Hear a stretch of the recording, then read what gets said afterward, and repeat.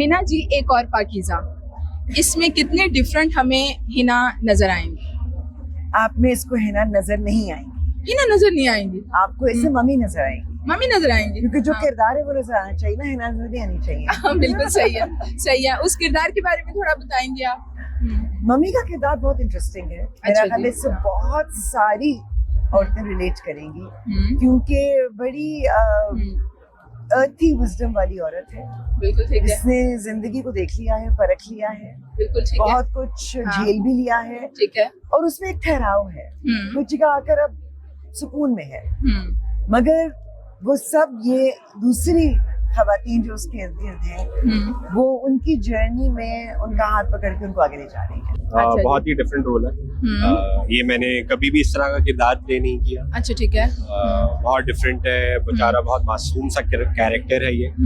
लोगों को अच्छा लगेगा, पसंद आएगा। ठीक है। डरा हुआ है, मासूम है, कंफ्यूज्ड है, परेशान है, और जैसे जैसे लाइफ आगे जाती जाएगी, वक्त गुजरता जाएगा, उसको पता लगता जाएगा कि मुझे कैसे बेहतर होना है। ये बताएं नमीर, ये आपकी शख्सियत से कितना हट के है कैरेक्टर? बहुत हटकर है, लेकिन एक जो इंसान होता है ना, उसके भी बहुत शख्सियत के पहलू होते हैं। हाँ, पहलू होते हैं। उसमें से कह सकते हैं कि एक पहलू है जो मेरे डायरेक्टर ने भी कहा कि जो इस कैरेक्टर की मासूमियत है, वो उसमें नमीर की मासूमियत की झलक नजर आती है। अच्छा। और जो बाकी चीजें हैं वो ऑब्वियसली फिर आप इधर उधर से कैरी करते हो। तो ये डायरेक्टर के नोट्स थे, मेरे नहीं थे। मैं ये बताऊंगी कि it's going to be a very hard watch. अच्छा। लोग जब देखेंगे तो उनके लिए देखना आसान नहीं होगा। ये सीरियल बहुत ही खूबसूरती से शूट हुआ है, बहुत ही खूबसूरती से लिखा है बिल्कुल ने, बिल्कुल बहुत सीरियस है, बहुत मीनिंगफुल है, और लोग बहुत एंजॉय करेंगे। हाँ। लेकिन लोग सोचेंगे भी, ठीक है, सोचेंगे कि क्या हो रहा है हमारे आसपास, और किस तरीके से कभी कभी हमें पता ही नहीं चलता। लोग सोचेंगे कि हमारे लिए, स्पेशली खवातीन औरतें सोचेंगी कि हमारे लिए कानून में क्या क्या है हमें पता ही नहीं है। हमारे आसपास लड़कियों के साथ, यंग गर्ल्स के साथ, इवन एल्डर विमेन के साथ क्या हो रहा है। कोशिश है कि ड्रामा का मकसद हो, एंटरटेनमेंट भी हो, लेकिन बीच में कोई इश्यू भी हो। तो इस बार हम डिस्कस कर रहे हैं साइबर क्राइम। अच्छा जी। जो आजकल बहुत हर दूसरे तीसरे दिन यहाँ वहाँ नजर आ रहा होता है, हर गली का इशू है ये। तो इस बार cyber crime. Cyber crime. Sir, caste के बारे में थोड़ा बताएंगे, लिखा किसने है? बिल्कुल साहिबा का स्क्रिप्ट है, बहुत ही शानदार, और नमीर है,